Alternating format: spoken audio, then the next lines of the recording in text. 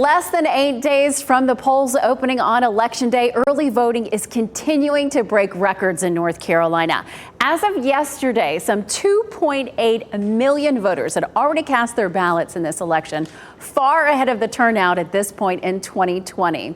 WRAL's Capitol Bureau Chief Laura Leslie spent the day digging through the data, and she joins us now live for the Avery Street early voting site in Garner. Laura?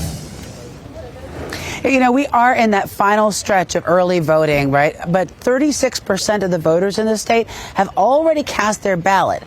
But that pool of voters looks different than it did in 2020. I asked a voting data analyst what we should and should not read into that. In years past, early voting has tended to lean Democratic, while Election Day voting has leaned Republican. Not this year.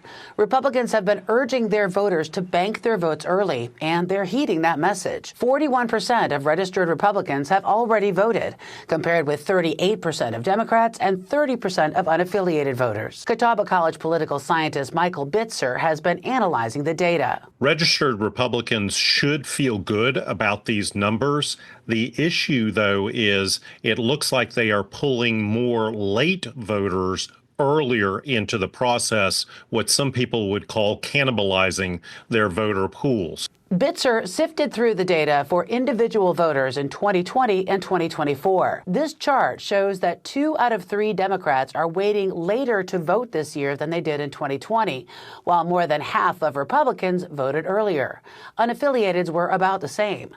Bitzer says that should be concerning to Democrats. I think that is a kind of worrisome sign. Whether those folks will show up at the later days or they will wait till Election Day, we just don't know. Bitzer says black voters account for a large part of Democrats' shortfall. Some 50,000 fewer black voters have cast a ballot at this point than in 2020.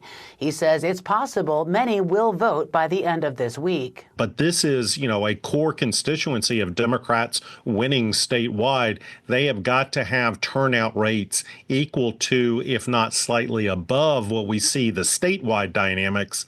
And right now, the numbers just don't seem to point in that direction. Now, if you were hoping to vote early in person or you need to use same-day registration, time is growing short. You have from this evening through Saturday afternoon at 3 p.m. Now, remember, you can vote at any early voting site in the county in which you live. You can find more information on all of this at WRAL.com. Just search vote. Laura Leslie, WRAL News, Garner.